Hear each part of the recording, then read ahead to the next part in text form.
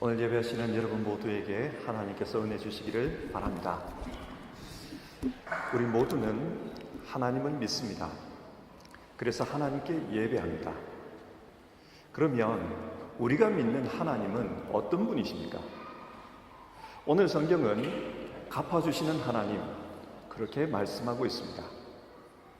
룻기는 헤세드에 대해서 교훈하고 있습니다. 이미 몇 주 전에 살펴본 바이지만 헤세드는 우리말로 인애, 사랑, 자비, 긍휼, 선행, 은혜 등으로 번역이 되는 히브리어 단어입니다.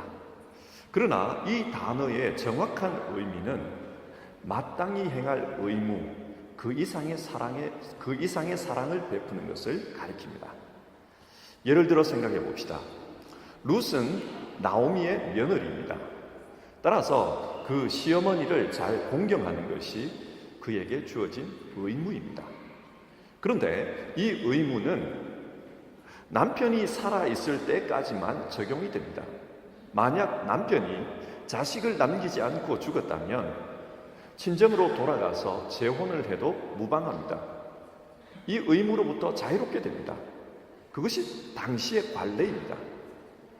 하지만 룻은 끝까지 자신의 시어머니를 돌보려고 합니다. 왜 그렇습니까? 늙은 나오미가 이방 땅 모압에서 홀로 살아갈 수가 없다는 것을 잘 알기 때문입니다. 그래서 자기 자신이 책임지려고 합니다. 자신의 의무는 아니지만 의무만 따진다면 행하지 않아도 되는 것이지만 그러나 책임지려고 합니다. 이것이 헤세드입니다. 의무 그 이상의 사랑을 베푸는 것, 그것이 헤세드입니다. 그런데 나오미가 자신의 고향 베들레헴으로 돌아갑니다. 그리고 그곳에서 새로운 삶의 길을 찾으려고 합니다. 그러면 룻 역시 자신의 고향 모압에서 새로운 출발을 해도 괜찮습니다. 이제 나오미는 자기 고향에 돌아가서 혼자 힘으로 살아갈 수 있습니다. 그러나 룻은 끝까지 나오미를 책임지려고 합니다. 따지고 보면 베들레헴은 모압 여인 룻에게는 이방 땅입니다. 거기서 할 수 있는 일이 별로 없습니다. 그래서 나오미를 위해 가장 허드렛 일, 이삭 죽기를 합니다. 이 이삭 죽기를 오늘날로 표현하면 시어머니를 먹여 살리기 위해서 국을 하는 것입니다. 이처럼 나오미를 위해 자기를 희생하는 것, 이것이 헤세드입니다. 그런데 오늘 본문을 보면 하나님은 이런 헤세드의 여인 룻에게 똑같은 헤세드로 갚아주십니다. 어떻게 해요? 보아스의 헤세드를 통했습니다. 보이지 않는 하나님께서 보아스를 통해 갚아주고 계십니다. 이 부분을 좀 더 본문을 통해 자세히 한번 살펴봅시다. 구체적으로 어떻게 갚아줍니까? 먼저 8절과 9절인데요. 보아스가 룻에게 이런 말을 합니다. 내 딸아, 이삭을 주우러 다른 밭으로 가지 말라. 자기 밭에서 계속 이삭을 주우라고 합니다. 이 말은 보아스가 앞으로 이 룻의 생계를 도와주겠다는 뜻입니다. 그리고 여기서 떠나지 말고 나의 소녀들과 함께 있으라. 룻을 보호해 주겠다는 말입니다. 당시 이방인에 대해서 유대 사회는 폐쇄적이었습니다. 천대하는 경향이 있었습니다. 보아스는 자기 자신이 방패막이가 되어주겠다고 말합니다. 또 주수꾼을 바짝 따라가라. 당시 가난한 사람들은 농부들이 추수한 뒤에 밭에 떨어진 나달들을 주었습니다. 그런데 보아스는 떨어진 것만 줍는 것이 아니라 더 많은 곡식을 얻을 수 있도록 배려를 해주는 겁니다. 또 자신의 남종들에게는 룻을 건드리지 못하도록 명령을 내립니다.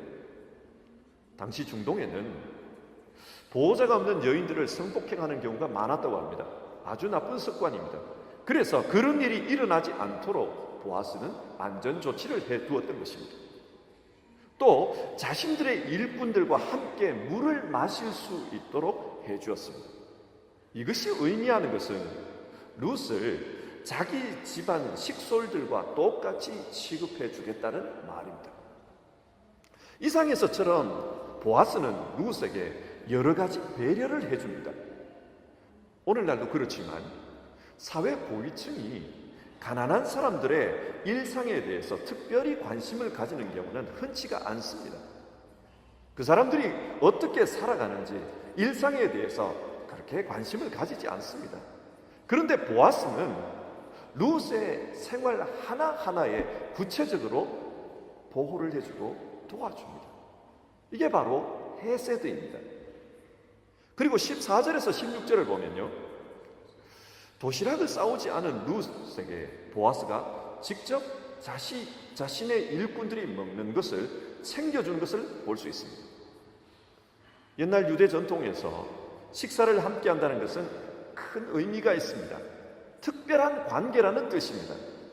보아스는 가난한 여인 루스에게 세심한 배려를 아끼지 않았습니다. 그리고 15절, 루시 자신의 일꾼들과 함께 추수할 수 있도록 배려해 줍니다. 많은 곡식을 얻을 수 있도록 해 주었습니다. 그러면서 자신들의 일꾼들에게 절대로 룻을 책망하지 말라고 합니다. 이 말을 오늘날의 언어로 바꾸면 어떤 일이 있어도 갑질하지 말라, 그런 뜻입니다. 심지어 룻이 민망하지 않도록, 룻이 추수하는 양이 적지 않도록 곡식을 뽑아서 뿌려주라고까지 했습니다. 이처럼 보아스는 룻에게 특별한 도움을 주고자 했습니다. 헤세드입니다. 여러분, 보아스가 이렇게 헤세드를 행하는 이유가 무엇입니까? 11절은 이렇게 말합니다. 보아스가 그에게 대답하여 이르되 네 남편이 죽은 후로 네가 시어머니에게 행한 모든 것과 네 부모와 고국을 떠나 전에 알지 못하던 백성에게로 온 일이 내게 분명히 알려졌느니라. 보아스는 룻의 헤세드를 이미 들어서 알고 있다고 합니다. 보아스의 생각은 이런 겁니다. 모압 여인도, 하나님을 몰랐던 이 모압 여인도 이렇게 하나님의 헤세드를 실천하려고 하는데, 하물며 하나님을 믿는 유대인들이 헤세드를 실천하지 않았어야 되겠는가? 보아스의 생각은 이런 겁니다. 그래서 자기 자신이 이 룻에게 특별한 헤세드를 실천합니다. 그리고 12절에서 이런 말도 합니다. 여호와께서 네가 행한 일에 보답하시기를 원하며. 여러분, 보아스는 어떤 하나님을 믿고 있는 겁니까? 너가 행한 일에 갚아주시는 하나님입니다. 너가 행한 일에 갚아주시기를 원하며 갚아주시는 하나님을 믿습니다. 그리고 보아스는 자신도 모르는 사이에 하나님의 도구가 되었습니다. 하나님께서 보아스를 통해 지금 룻에게 그 헤세드를 갚아주고 있는 것입니다. 자, 오늘 본문의 내용을, 이 내용의 의미를 좀 더 깊이 한번 들어가 봅시다. 갈라디아서 6장 7절과 8절에는 하나님께서 세상을 다스리는 통치 원칙이 나옵니다. 스스로 속이지 말라. 하나님은 업신여김을 받지 아니하시나니 사람이 무엇으로 심든지 그대로 거두리라. 자신의 육체를 위하여 심는 자는 육체로부터 썩어질 것을 거두고 성령을 위하여 심는 자는 성령으로부터 영생을 거두리라.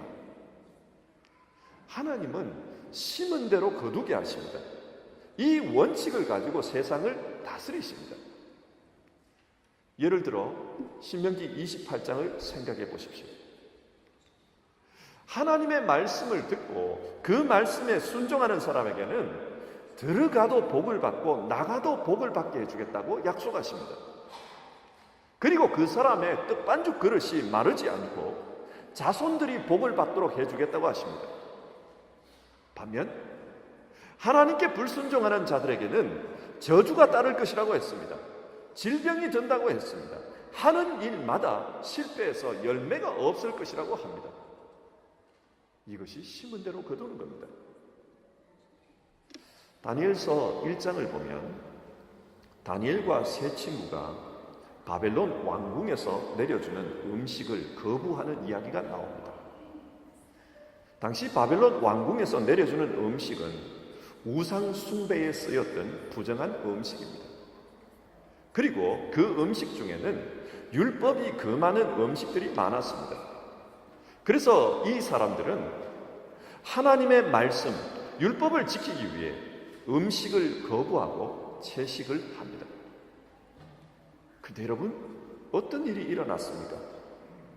하나님께서 단지 채식만 했던 이 소년들이 다른 소년들보다 더 건강하도록 해주셨습니다. 뿐만 아니라 하늘의 비밀을, 꿈을 해석할 수 있는 그런 지혜도 주셨습니다. 여러분, 성경이 무엇을 말합니까? 하나님의 말씀대로 살면, 즉 말씀으로 인생을 심으면 영적인 축복의 열매를 거둔다는 것입니다. 성경에는 이런 예가 수없이 많이 나옵니다. 심은 대로 거두리라. 이것이 하나님의 통치 원칙입니다. 그런데 우리가 사는 세상을 잘 살펴봅시다. 이 세상에는 선을 행했지만, 믿음으로 살았지만 고난을 당하는 경우가 아주 많습니다. 선을 뿌렸지만 열매를 거두지 못하는 경우가 있다는 말씀입니다. 바울 사도는 하나님 말씀대로 살기 위해서 날마다 자기 자신을 십자가에 못 박아 죽인다고 그렇게 말했습니다. 철저하게 헌신된 삶을 살기 위해서 노력했습니다. 그러나 그 삶의 마지막이 어떠했습니까? 그는 로마 감옥에 갇혔고 쓸쓸히 참수형을 당해 죽었습니다. 선을 뿌렸지만 심은 대로 거두지를 못했습니다. 어디 바울만 그렇습니까? 우리가 잘 아는 베를린 출신의 신학자 본회퍼는 어떻습니까? 그는 하나님의 정의를 위해 목숨을 걸고 싸웠습니다. 그러나 그의 삶의 마지막은 나치의 감옥에서 교수형을 당해 죽는 것이었습니다. 그는 의를 뿌렸지만 그가 거둔 것은 의의 열매가 아니었습니다. 교수형이었습니다. 인간적으로 생각하면 심은 대로 거두지 못한 것입니다. 여러분, 어떻게 된 것입니까? 하나님의 말씀이 틀린 것입니까? 그래서 성경은 이 땅에서 갚아주지 못한 것에 대해서는 죽음 이후의 삶, 하나님 나라에서 갚아주실 것이다, 그렇게 말씀하는 부분이 나옵니다. 디모데후서 4장의 말씀입니다. 바울이 이렇게 말해요. 나는 선한 싸움을 싸우고 나의 달려갈 길을 마치고 믿음을 지켰으니 이제 후로는 나를 위하여 의의 면류관이 예비되어 있으므로. 무슨 말입니까? 내가 이 땅에서는 심은 대로 거두지 못했다는 겁니다. 그러나 하나님 나라에는 의의 면류관이 예비되어 있다. 이 땅에서 보상받지 못한 것을 저 천국에서 보상받을 것이다, 그렇게 말씀합니다. 마태복음 25장에 나오는 달란트 비유를 생각해 보십시오. 주인을 위해서 이 땅에서 수고를 아끼지 않은 종들이 있습니다. 그래서 그들은 5달란트를 받아서 5달란트를 더 남겼습니다. 2달란트를 받아서 2달란트를 더 남겼습니다. 열심히 일했습니다. 그러나 이 땅에서 그들의 형편은 변하지 않았습니다. 여전히 종일 뿐입니다. 그런데 여러분, 이들이 천국에 갔을 때 어떻게 되었습니까? 5달란트를 남긴 자에게는 5고을을 다스리는 권세가 주어집니다. 2달란트를 남긴 자에게는 2고을을 다스리는 권세가 주어집니다. 그들은 다스리는 자가 됩니다. 무엇을 말합니까? 이처럼 하나님은 갚아주시는 분이시다. 예수님은 그것을 이야기하십니다. 자, 여기서 좀 더 근원적인 질문을 한번 해봅시다. 왜 성경에서는 갚아주시는 하나님에 대해서 말씀하고 있는 것일까요? 권선징악, 그것을 믿으라는 것입니까? 성경이 갚아주시는 하나님에 대해서 말씀하는 이유는 세상의 논리와는 다릅니다. 하나님의 나라와 연관이 있습니다.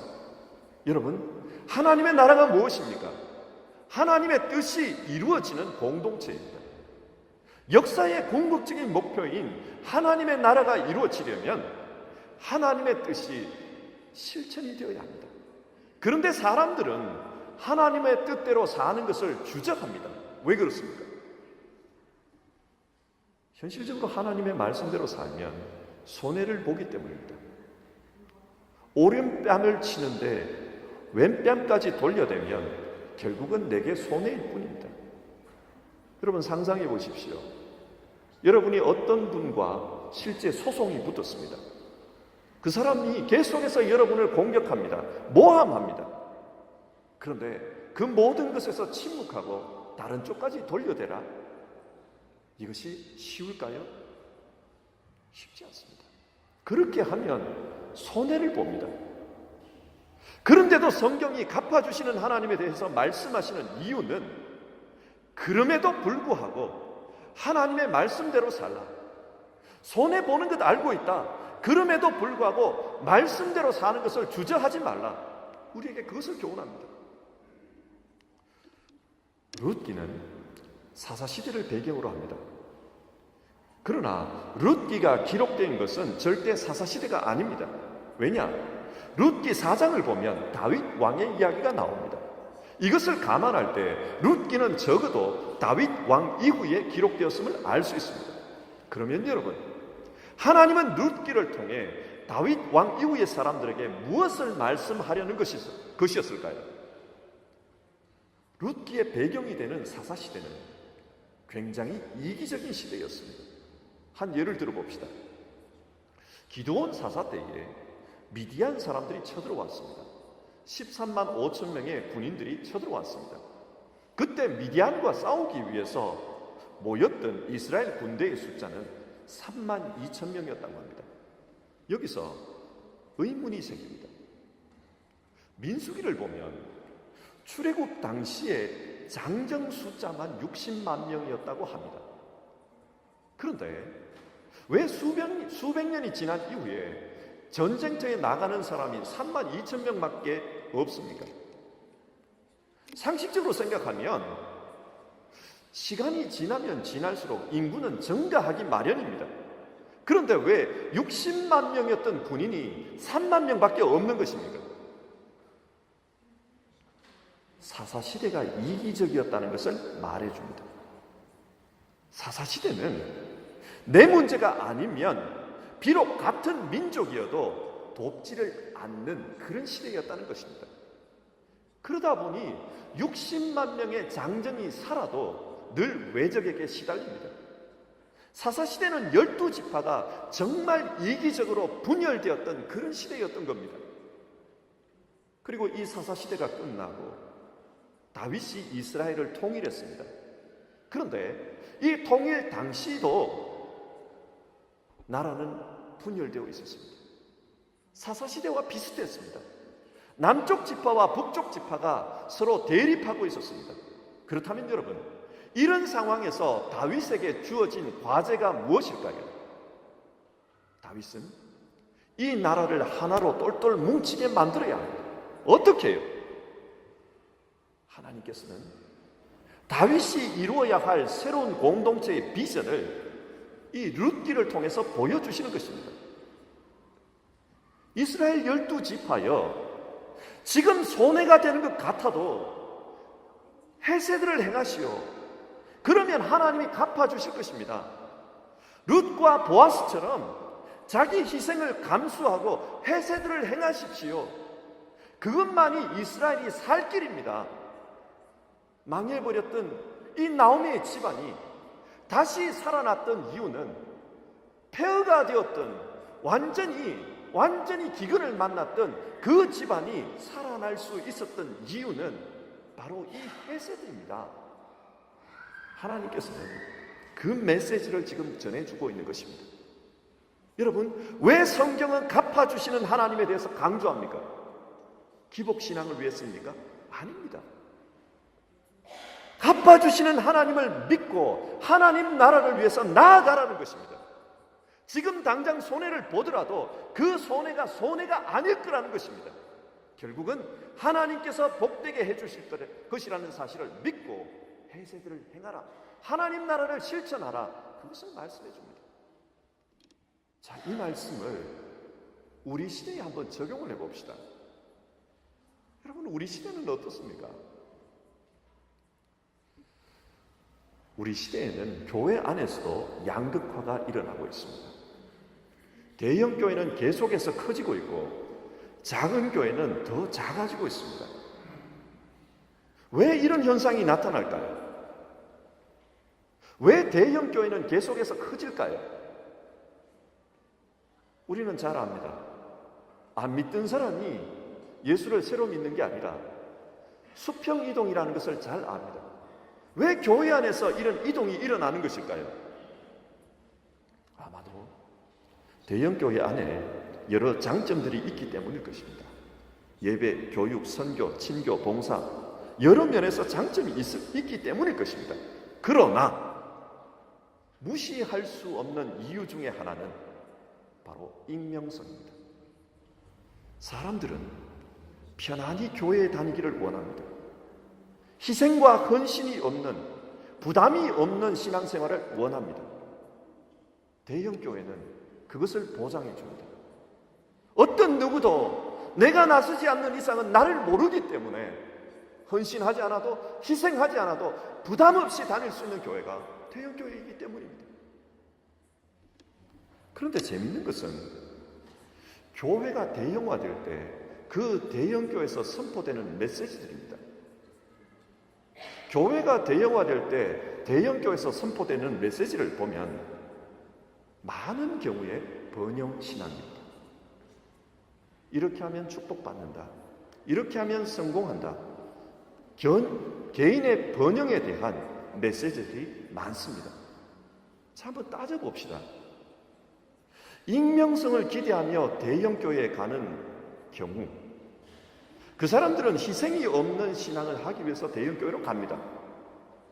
그런데 그곳에서 듣기를 원하는 메시지는 성공입니다. 나는 노력하지 않고 희생하지 않고 그러나 성공을 얻기를 원하는 것입니다. 여러분, 이게 무엇입니까? 이기적인 신앙입니다. 앞에서 하나님께서 세상을 통치하는 원칙이 뭐라고 했습니까? 심은 대로 거두리라. 게으른 사람은 게으른 열매를 거두는 게 맞습니다. 부지런한 사람은 부지런한 열매를 거두는 게 맞습니다. 많이 희생한 사람은 많이 얻는 것이 옳습니다. 그러나 우리가 유념해 봐야 될 것은 우리 시대의 신앙이 하나님의 통치 원칙과 맞지 않다는 사실입니다. 사람들은 희생하지 않기를 원합니다. 부담 없이 살기를 원합니다. 그러나 많은 축복을 경험하기를 원합니다.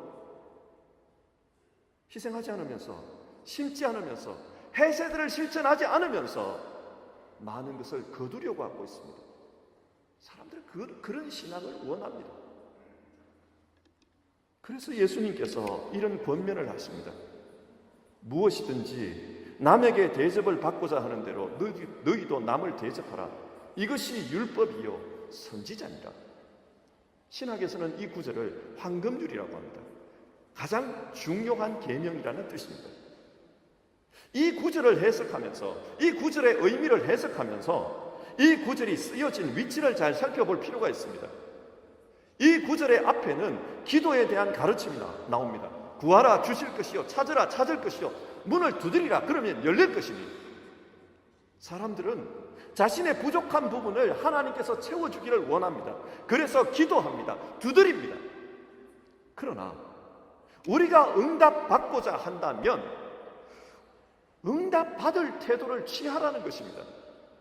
하나님에게 대접을 받고자 한다면 우리도 하나님을 대접하라는 것입니다. 그 대접이 무엇입니까? 룻의 헤세드요, 보아스의 헤세드입니다.